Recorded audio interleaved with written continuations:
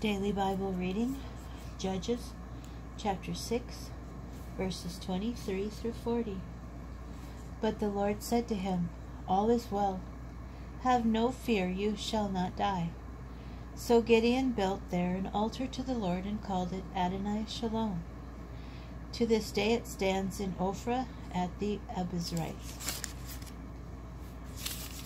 That night the Lord said to him, "Take the young bull belonging to your father and another bull 7 years old. Pull down the altar of Baal, which belongs to your father, and cut down the sacred post which is beside it. Then build an altar to the Lord your God on the level ground on top of this stronghold. Take the other bull and offer it as a burnt offering, using the wood of the sacred post that you have cut down." So Gideon took 10 of his servants and did as the Lord had told him. But as he was afraid to do it by day, on account of his father's household and the townspeople, he did it by night. Early the next morning the townspeople found that the altar of Baal had been torn down, and the sacred post beside it had been cut down, and that the second bull had been offered on the newly built altar. They said to one another, "Who did this thing?" Upon inquiry and investigation they were told, "Gideon, son of Joash, did this thing." The townspeople said to Joash, "Bring out your son, for he must die. He has torn down the altar of Baal and cut down the sacred post beside it." But Joash said to all who had risen against him, "Do you have to contend for Baal? Do you have to vindicate him? Whoever fights his battle shall be dead by morning.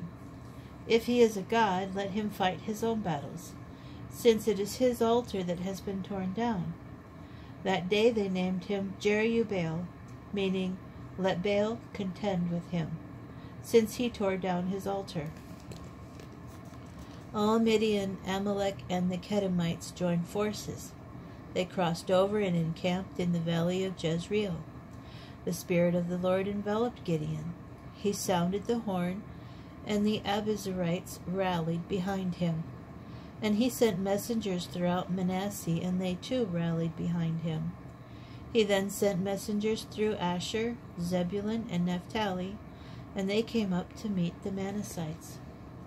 And Gideon said to God, "If you really intend to deliver Israel through me, as you have said, here I place a fleece of wool on the threshing floor. If dew falls only on the fleece and all the ground remains dry, I shall know that you will deliver Israel through me, as you have said." And that is what happened. Early the next day, he squeezed the fleece and wrung out the dew from the fleece, a bowl full of water. Then Gideon said to God, "Do not be angry with me if I speak just once more. Let me make just one more test with the fleece. Let the fleece alone be dry, while there is dew all over the ground." God did so that night. Only the fleece was dry, while there was dew all over the ground.